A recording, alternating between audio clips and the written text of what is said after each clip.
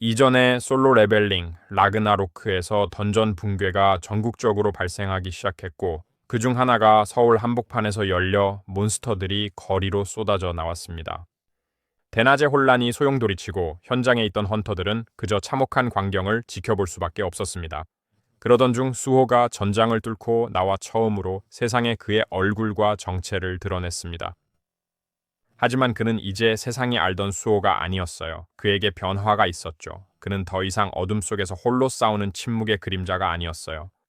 그의 힘은 이제 그의 이해를 넘어서 확장되어 그 진정한 한계에 대해 확신할 수 없게 되었다. 그로부터 가까운 곳에서 한 D급 헌터가 수호의 그림자가 준 검은 갑옷을 입고 새 힘을 얻어 싸우고 있었다. 그는 처음으로 몸이 가벼워지는 걸 느꼈고 한때 두려움에 그를 마비시켰던 괴물들에 맞서 당당히 설 수 있을 만큼 강해졌다. 그를 보며 수호는 희미한 안도감을 느꼈다. 여기서 그가 나설 필요는 없을 것이다. 그래서 그는 시선을 다른 곳으로 돌리고 손을 들어 올린 후 주변에 쓰러진 시체들 사이로 스며드는 단어를 발음했다. 일어나라. 그림자가 즉시 움직이며 비틀리고 꼬여 검은 안개로 뒤덮인 병사들로 다시 형성되어 주인을 섬길 준비가 되었습니다. 이것은 수호의 새로운 힘, 그림자 창조의 선물이었으며 그의 의지의 연장선처럼 느껴지는 기술이었다. 그것을 통해 그는 그림자 병사들의 남아있는 본질을 채널링하여 아이템, 갑옷 또는 무기를 재구성할 수 있었습니다. 그가 장착한 창조물은 그에게 강력한 공격력과 방어력을 줬습니다. 하지만 그 힘 속에서도 그는 창조한 아이템들의 등급이 맞지 않음을 깨닫고 내면으로 생각을 돌렸습니다.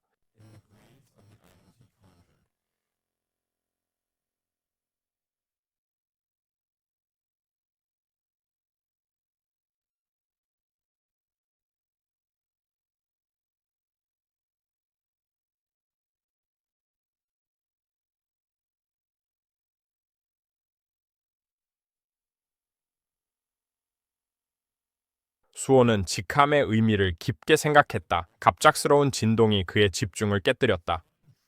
살아남은 나가 짐승들이 광란 상태로 그에게 돌진했습니다. 그러나 그가 반응하기도 전에 한 인물이 근처 건물 위에서 떨어져 짐승들 중 하나의 머리를 단번에 부수며 수호의 발걸음을 멈추게 했습니다.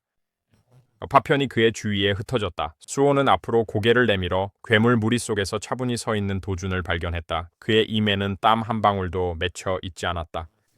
새로 각성한 S랭크는 한순간도 낭비하지 않았습니다. 그는 스킬 증폭을 활성화하여 남아있는 모든 짐승을 단 한 번의 공격으로 전멸시켰고 그 자리에 남은 것은 오직 침묵과 사라져가는 마나의 냄새뿐이었습니다. 수호와 그 주변에 있던 다른 헌터들은 놀라움에 말을 잃고 말았습니다.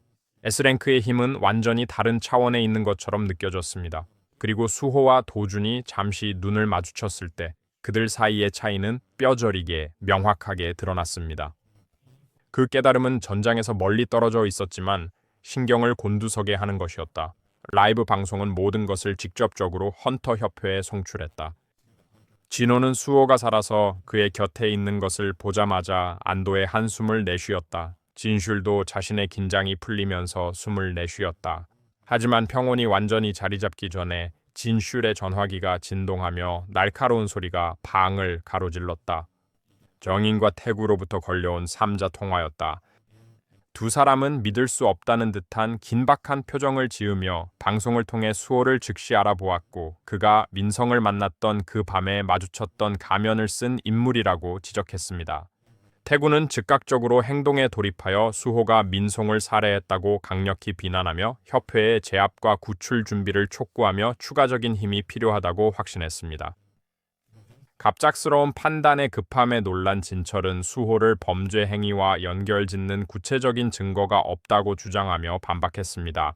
하지만 태구는 오히려 입장을 굳히며 가면과 그 연결이 협회가 움직이기에 충분한 증거라고 주장했습니다.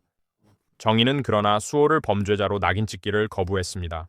그는 다른 사람들에게 신중하고 공정하게 행동할 것을 촉구하며 극단적인 조치를 취하기 전에 공식적인 조사를 제안했습니다. 긴장감이 넘치는 대화가 마침내 끝나고 결정이 내려졌으며 명령은 지상에서 수호와 대면한 도준에게 직접적으로 전달되었습니다. 통화가 종료되자마자 도주는 전문적인 태도로 수호에게 협회로 소환되었음을 알렸습니다. 수호는 상황을 이해할 시간도 없이 도준의 어조가 비난조로 변하며 혐의를 설명하기 시작했습니다. 그는 이민성 살인 사건 및 스타더스트 유통에 연루된 혐의로 수배되었습니다. 수호는 믿기지 않는다는 듯 눈을 크게 떴다. 그는 들리는 말을 이해할 수 없었다. 하지만 도준은 침착하게 수호에게 저항하지 말고 따라가는 것이 최선이라며 사태가 더 나빠지지 않도록 하라고 조언했다. 항의하지 않기로 결심한 수호는 순순히 한 발 앞으로 나섰으며 그 순간 사냥꾼들을 둘러싸고 있던 검은 갑옷이 안개처럼 사라져 그의 몸으로 흘러들어갔다. 도주는 수호에게서 뿜어져 나오는 미세한 힘의 파동을 무시할 수 없으며 조용히 지켜보았다. 그에게는 뭔가 근본적으로 다른 점이 느껴졌고 마치 수호가 인간 발전을 초월한 틈으로 발을 내디딘 듯했다.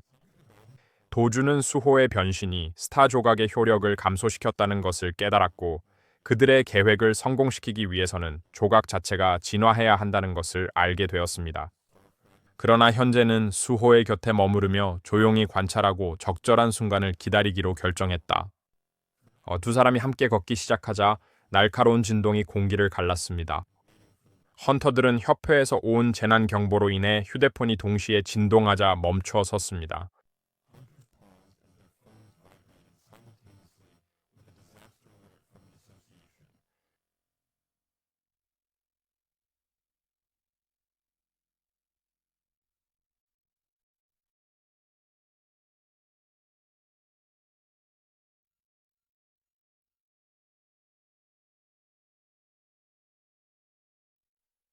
수호는 그것을 보자마자 얼어붙었고 그의 표정에는 긴장감이 감돌았다. 그 의미가 그의 마음에 무겁게 자리 잡으면서 수호가 갑자기 멈춰서는 것을 본 도주는 그의 의도를 물었다. 이에 수호는 행동해야 한다는 결연한 의지로 응답했다. 그들은 탈주자들이 자유롭게 돌아다니도록 놔둘 수 없었다. 그러나 도주는 침착하게 흔들리지 않고 협회가 이미 현장에 사냥꾼들을 파견했으니 수호가 개입할 필요가 없다고 말했다. 수호는 그러나 흔들리지 않았습니다. 그의 목소리에는 조용한 확신이 담겨 있었고 그는 도망자들이 스타더스트를 섭취했다면 일반 사냥꾼들은 그들을 상대할 수 없을 것이라고 이유를 댔습니다. 도주는 수호가 협회의 명령을 어길 경우 초래할 문제에 대해 단호하게 상기시켰습니다. 하지만 수호는 이미 결심을 굳힌 상태였고 어떤 결과가 기다리고 있더라도 받아들이며 자신의 결속 스킬을 발동했습니다. 그리고 도준에게 시급한 문제가 해결되는 대로 협회에 보고하겠다고 확신시켰습니다. 그렇게 수호는 눈앞에서 완전히 자취를 감추어 버렸고 그가 서 있던 자리에는 희미한 흔적만이 남아 있었습니다. 도준은 그가 사라지는 모습을 보며 잠시 미소를 지었고 이제부터는 수호를 가까이 두고 그가 얼마나 발전했는지를 정확히 관찰하겠다고 조용히 마음속으로 다짐했다. 멀리서 경보음이 울리기 시작하며 지산 교정시설은 완전히 혼란에 빠지게 되었다. 붉은 경고등이 하늘을 가로지르며 비상방송이 라디오와 전화로 쏟아져 나왔습니다. 그러나 이미 너무 늦었습니다. 불길이 감옥의 벽을 핥으며 타오르는 열기가 콘크리트를 날카로운 균열로 갈라놓았습니다. 수감자들의 마음속에 쌓여있던 수년간의 원한과 잔혹함이 날 것 그대로의 격렬한 분노로 불타오르게 되었습니다. 그들 중 흩어진 범죄자들을 모아 봉인을 깨고 억눌린 분노를 폭발시키라고 강력히 촉구한 사람은 다름 아닌 황동석이었습니다. 자신의 행동이 정당하다고 굳게 믿은 수백 명이 그의 부름에 응답했고 시설은 감방에서 쏟아져 나오는 죄수들의 분노로 요동쳤습니다. 대규모 교도소 탈출이 시작되었습니다. 뉴스 채널들은 곧바로 지산에서 발생한 대규모 탈옥 사건에 대한 동일한 헤드라인으로 공중파를 완전히 뒤덮었으며 인근 주민들에게 긴급 대피 명령과 절박한 호소가 연이어 전달되었습니다. 사냥꾼들의 지시가 계속 울렸습니다. 하지만 모두가 그 경고를 따를 시간은 없었습니다. 조용한 주거 지역에서 정상적인 삶과 재앙 사이에 얇은 경계가 깨졌습니다. 도망자들이 한 아파트를 목표로 삼았기 때문입니다. 그들은 문을 경첩에서 뜯어내어 평범한 가정을 확산되는 재앙의 첫 희생양으로 만들었습니다. 그들은 복합 단지를 휩쓸며 죄수복을 민간인 옷으로 갈아입고 다음 희생자를 노릴 준비를 했다. 그들의 자신감은 뒤에서 타오르는 불길만큼이나 강렬했으며 동숙이 주었던 별 조각에 의해 더욱 불타올랐다.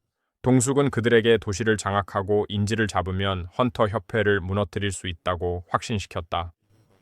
도망자들은 주저함 없이 신속하게 움직이며 거리를 불바다로 만들었습니다. 죄수들은 쏟아진 기름처럼 쏟아져 나와 죽음과 방화의 흔적을 남겼습니다. 하위 등급의 헌터들이 사태를 막으려 했지만 압도당하고 수적으로 열세에 몰리며 조직적인 공격에 의해 무너졌습니다. 폭동은 의도적인 잔인함으로 퍼져나가며 평화로운 동네를 전쟁터로 변모시켰습니다. 건물 가장자리에서 모든 것을 지켜보며 동숙은 자신이 만들고 있다고 믿었던 전설을 감상하는 사람처럼 혼란 위에 서서 그 광경을 즐겼다. 그 순간 한 남자가 그에게 다가와 앞으로 나아가야 한다고 재촉하며 그들의 쿠데테는 행동이 필요하지 구경이 필요하지 않다고 상기시켰다. 동숙은 그 제안을 경멸하며 그 남자에게 자신의 위치를 알라며 그를 형의 부하에 불과하다고 말했다. 그러나 새로 온 사람의 목소리는 흔들림 없이 차갑고 정확하게 자신이 누구의 부하도 아니라고 했다. 그는 B급 헌터 강태식으로서 C급에 지나지 않는 동석을 해외로 호송하라는 의뢰를 받고 행동하고 있었다. 동숙의 분노가 즉시 타올랐습니다. 그는 태식을 멱살을 잡고 자신을 깔본다고 비난하며 계급 차이를 언급하며 존중을 요구했습니다. 태식의 눈에는 위험한 분노가 번뜩였으며 잠시 동안 동숙을 찢어버릴까 하는 생각이 스쳤다. 그러나 그의 마음은 곧 S급 헌터 황동수에게서 받은 명령으로 돌아갔다. 감옥 폭동이라는 편리한 연막 속에서 동숙을 회수해야 했으며 이를 따르지 않을 경우 태식이 살아있는 것을 후회할 만큼 심각한 결과를 초래할 것이었다. 현재로 돌아온 태식은 무표정한 얼굴로 내면에 있는 경멸을 감추었다. 그는 S급 헌터, 특히 동수처럼 변덕스러운 일을 적으로 돌릴 수 없었기에 목소리에 차분함을 억지로 담아 동숙을 그의 형에게 안내하겠다고 동의하였다. 다른 곳에서는 전술 헬리콥터의 착륙 장치 아래에서 또 다른 옥상이 흔들렸다. 헬리콥터의 로터가 공기를 강하게 두드리며 착륙하였고 2명의 인물이 걸어 나왔다. 진술 회장이 가장 먼저 모습을 드러냈고 그 뒤를 이어 종인이 걸어 나왔다. 종인은 대재앙 이후 처음으로 다시 함께 싸우게 되었다고 언급하였다. 진슐은 그 감정에 조용히 동의하며 단순히 앉아서 지켜볼 수만은 없다고 말했다. 정인은 지산에서 발생한 재난의 규모에 대해 물었고 진철의 대답은 매우 암울했다.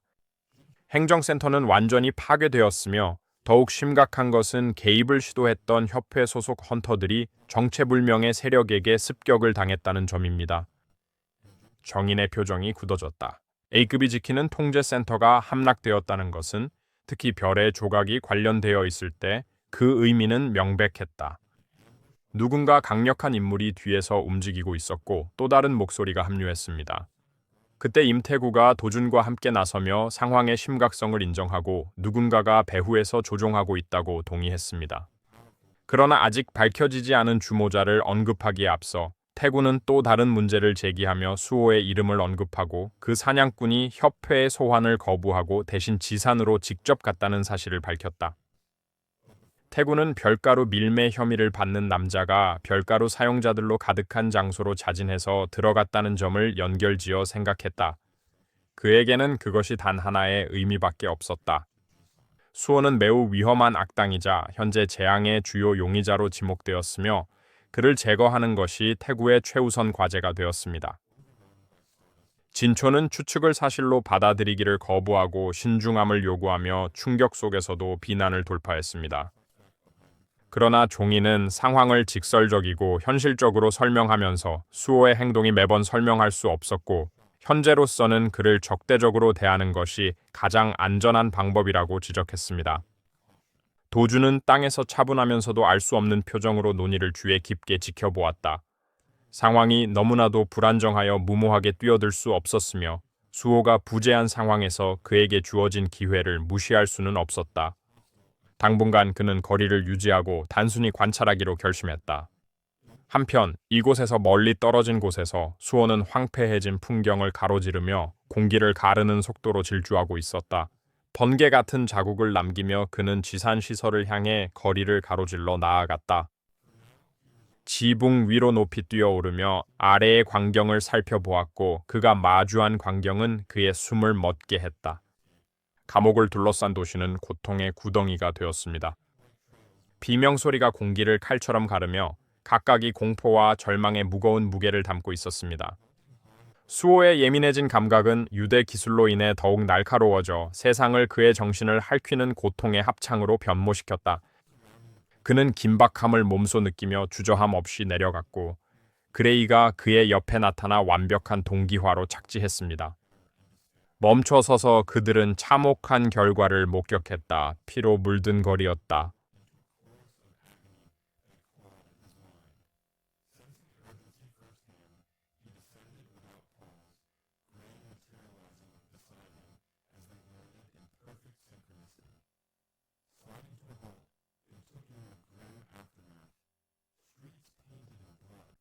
시신들이 갈라진 도로 위에 널브러져 있는 가운데 죄수들이 그 위에 서 있었다.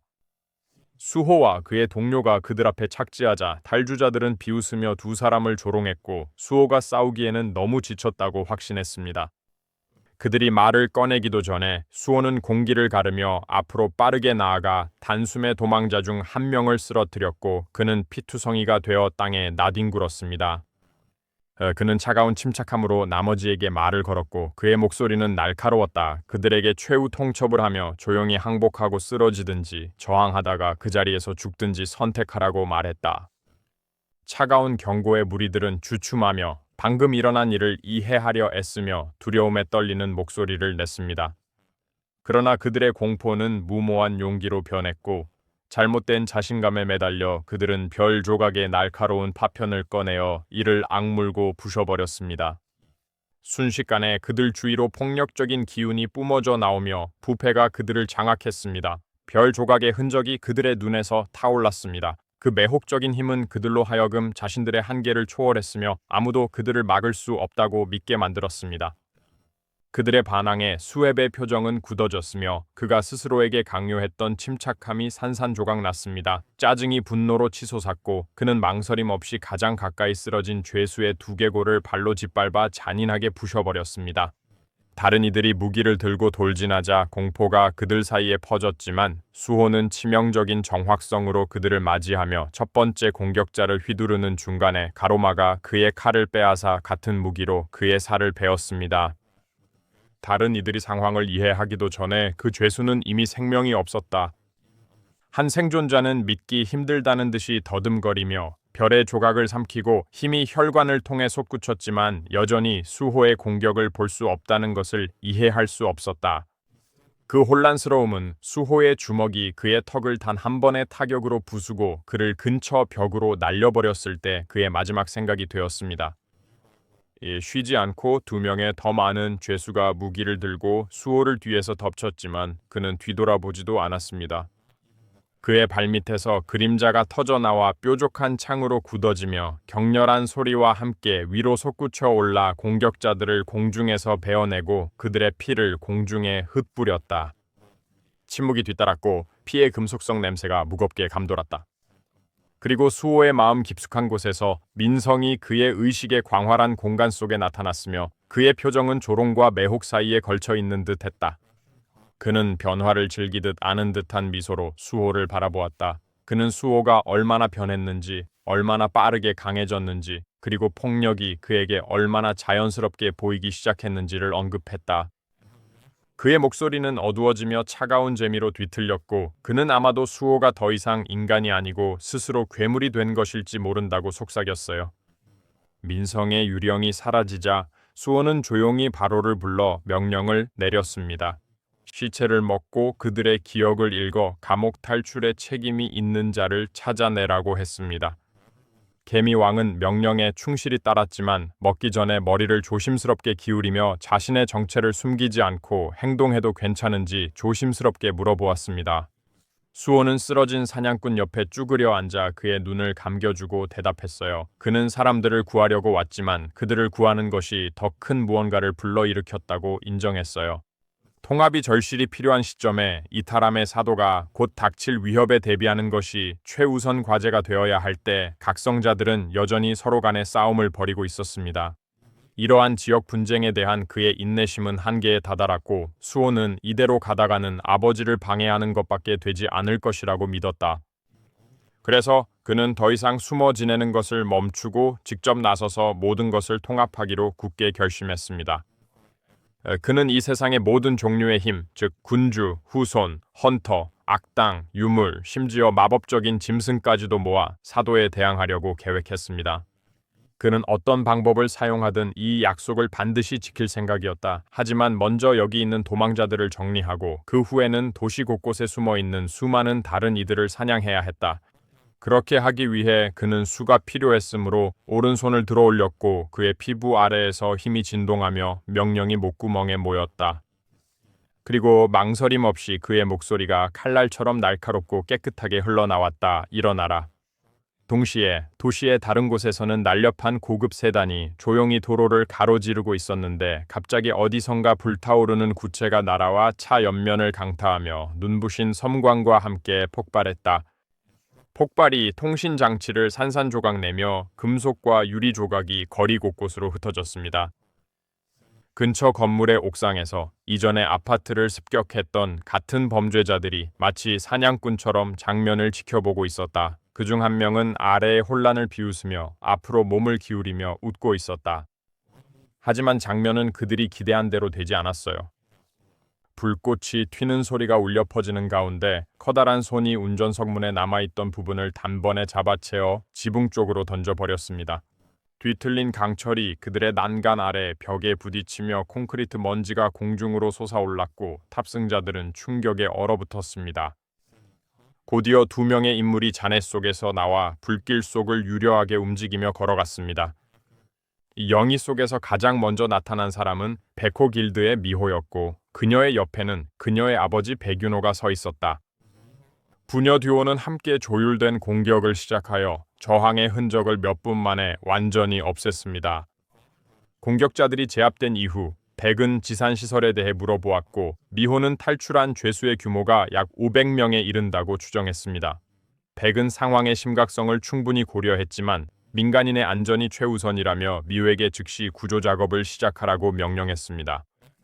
그녀가 발걸음을 떼기 전에 백은 이상한 것을 알아차리고 머리를 날카롭게 옆으로 돌렸다. 그의 시선은 근처 건물에 고정되었고 그곳에는 마치 어둠이 형체를 이루어 그들을 지켜보는 듯한 기이하고 낯선 형체들이 그림자 속에 머물고 있었다. 다른 곳, 도시의 또 다른 구역이 탈주자들의 잔혹 행위의 중심지가 되었고 그들이 사냥꾼과 민간인을 계속 죽이는 가운데 한 소녀는 자신의 연인이 눈앞에서 죽어가는 것을 지켜보며 고통 속에 울부짖었다. 탈주자들은 그의 창백한 시신을 비웃고 있었다. 그들 중 한 명이 그녀에게 울음을 멈추라고 소리치며 칼을 높이 들고 그녀를 그의 곁으로 보내려 다가갔습니다. 그러나 칼이 떨어지기 전에 공기가 흔들리고 죽은 사냥꾼의 옆에서 그림자가 소용돌이쳤다.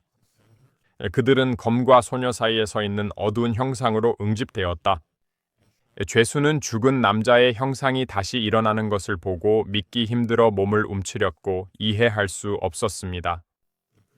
수호는 멀리서 소환수가 형체를 갖추는 것을 지켜보며 생전에 그에게 중요했던 것을 지키라는 마지막 임무를 쓰러진 사냥꾼에게 부여했다.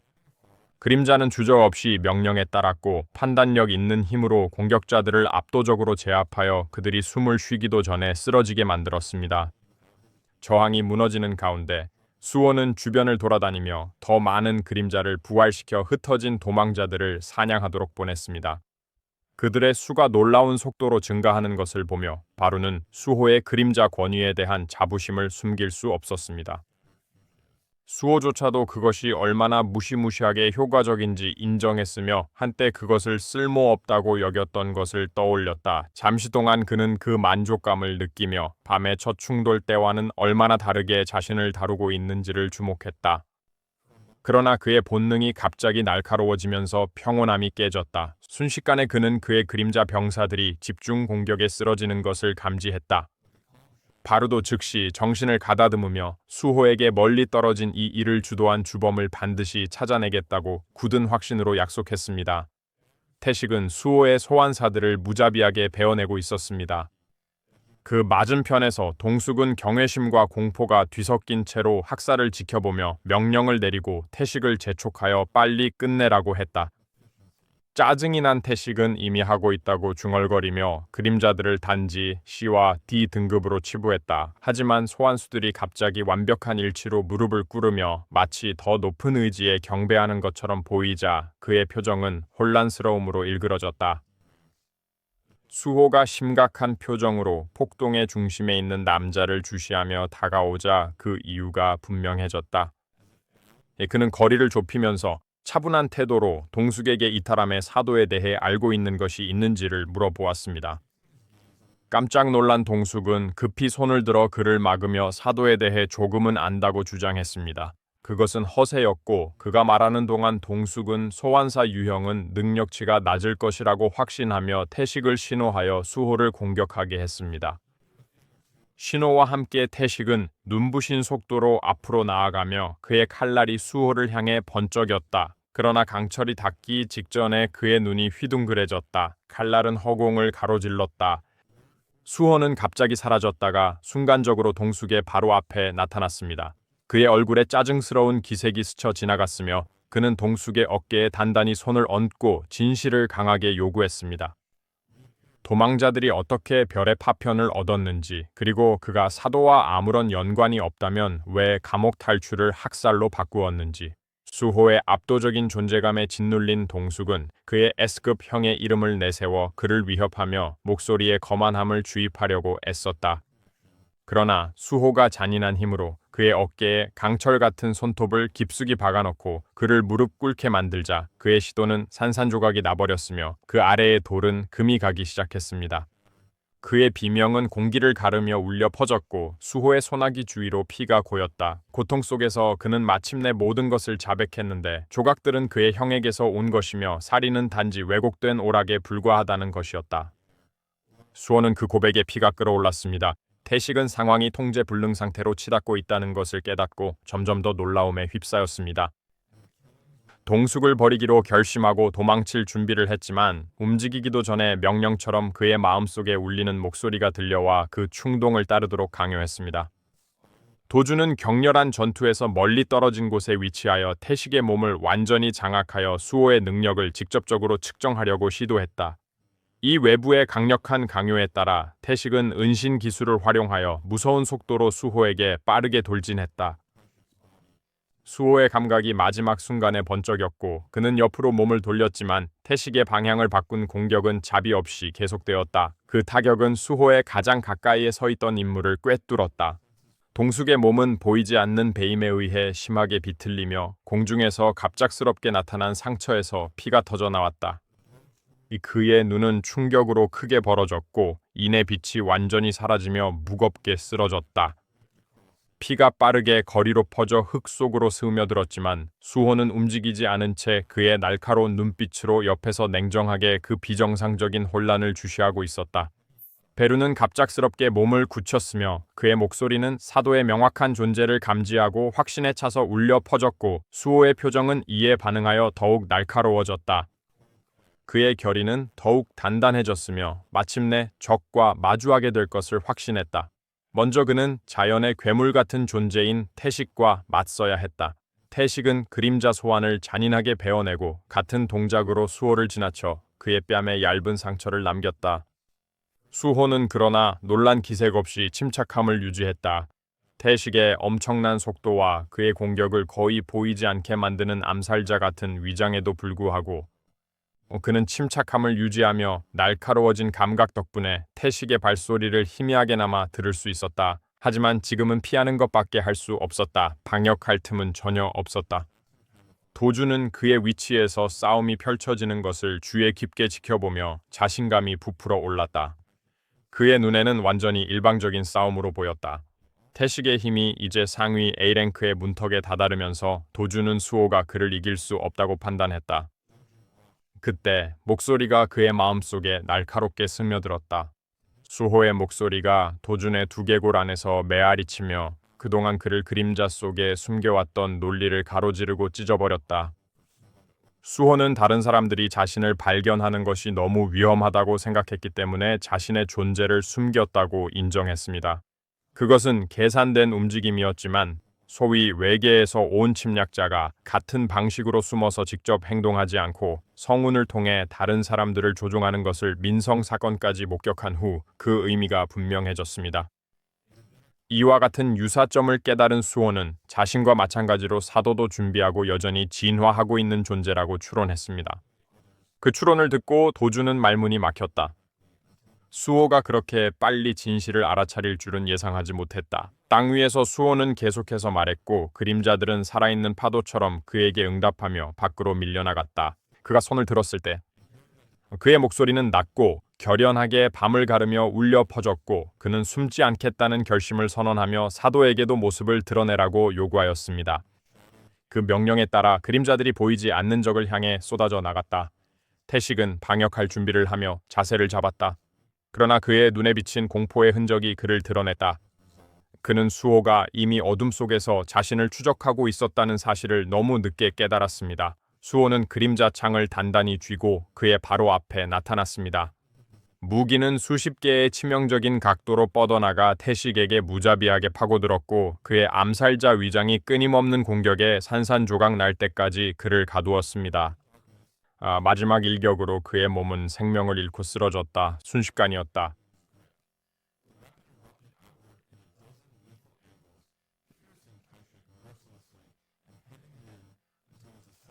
이미 위치를 이동시켰습니다. 그는 태식의 쓰러진 모습을 냉정한 눈길로 한 번 바라본 후 시체가 아닌 그 뒤에 있는 존재에게 말을 걸며 마침내 헬리콥터 안에서 그 사도를 나와 맞서라고 불렀습니다. 도주는 그 목소리가 들리자마자 움찔하며 두개골을 찌르는 통증을 느꼈고 왼쪽 눈에서 피가 흘렀다. 태구가 그의 옆에 앉아 있다가 급히 돌아보며 괜찮냐고 물었고 도주는 피를 가리며 괜찮습니다 라고 애써 고개를 끄덕였습니다. 손바닥 아래로 느껴지는 고통이 욱신거림에도 불구하고 수호라는 이름이 사도의 마음속에 깊이 메아리 쳤으며 그 존재는 음흉한 미소를 지으며 처음으로 도전자를 인정했습니다. 좀 더 흥미로워졌습니다. 솔로 레벨링 라그나로크 시즌2의 첫 에피소드는 여기까지입니다. 계속 지켜봐 주세요. 더 많은 에피소드가 곧 나옵니다. 구독 버튼 누르고 알림 켜두시면 2화가 나왔을 때 놓치지 않으실 거예요. 곧 새로운 장으로 다시 만나 뵙겠습니다.